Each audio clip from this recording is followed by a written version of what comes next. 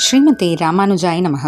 வசுதேவசுதம் தேவம் கம்சச்சாணூரமர்தனம் தேவகீ பரமானந்தம் கிருஷ்ணம் வந்தே ஜகத்குரும்.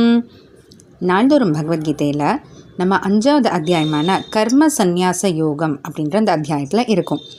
இந்த அத்தியாயத்தில் கர்மயோகத்தினுடைய சிறப்பு பற்றியெல்லாம் பகவான் சொல்லிட்டு வர்றாரு. ஏன்னா இன்னுமே அர்ஜுனனுக்கு சின்னதாக ஒரு சந்தேகம் இருந்துகிட்ருக்க மாதிரியே இருக்குது. அது எப்படி கர்மயோகம் சிறந்தது, ரெண்டத்தை பற்றியும் பேசியிருக்கேன், ஞான யோகத்தை பற்றியும் சொல்லியிருக்க, கர்மயோகத்தை பற்றியும் சிறப்பாக எடுத்து சொல்லியிருக்க.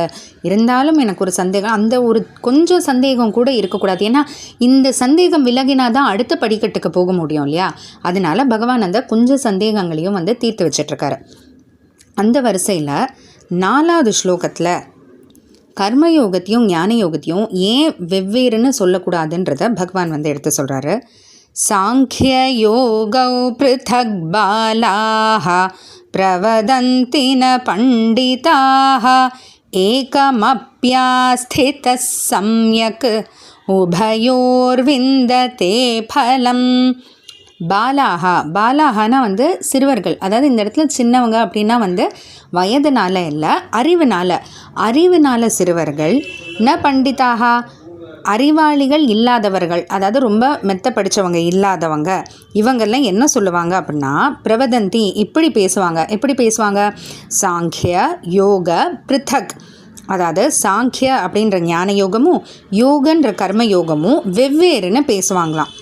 அப்போ இந்த மாதிரி சொல்லும்போதே என்ன தெரியுது நமக்கு, இது அப்படி இல்லை அப்படின்னு தெரியுது இல்லையா? அது எதனாலன்றதை பார்க்கலாம்.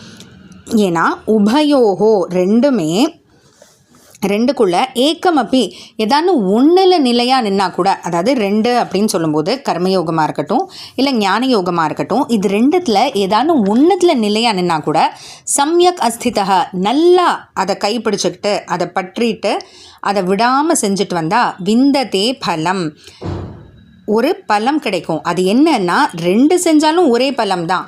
அது அதுவான்ற குழப்பம் இல்லாமல் ஏதானு ஒன்றை கைப்பிடிச்சு அதை நிலையாக அதில் நின்று அதை தொடர்ந்து செஞ்சுட்டே வந்தால் அதில் கிடைக்கக்கூடிய பலம்ன்றது ஆத்ம சாட்சா்காரம்.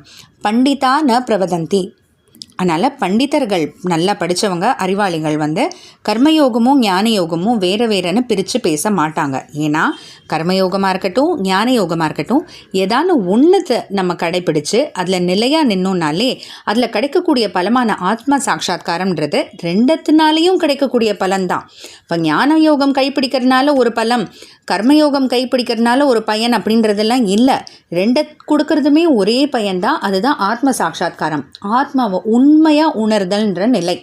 அதனால் பகவான் என்ன சொல்கிறாரு, அறிவினால் ரொம்ப சிறுவர்களும் மெத்த படிக்காதவங்களும் தான் ஏதோ கர்மயோகம் வேறு ஞான யோகம் வேறுன்னு ஏதோ போகிற போக்கில் சொல்லிட்டு போயிடுவாங்க.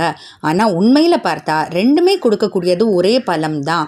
ஏதாச்சும் அதனால் குழப்பாமல் ஏதனும் ஒன்றத்தை கைப்பிடிச்சு அதில் நிலையாக நிற்கணும்னு பகவான் சொல்கிறாரு. தொடர்ந்து இதை அடுத்த 2 ஸ்லோகத்துலேயும் ரொம்ப ஆணித்தனமாக அடித்து சொல்கிறாரு. பார்க்கலாம். ஜெய்.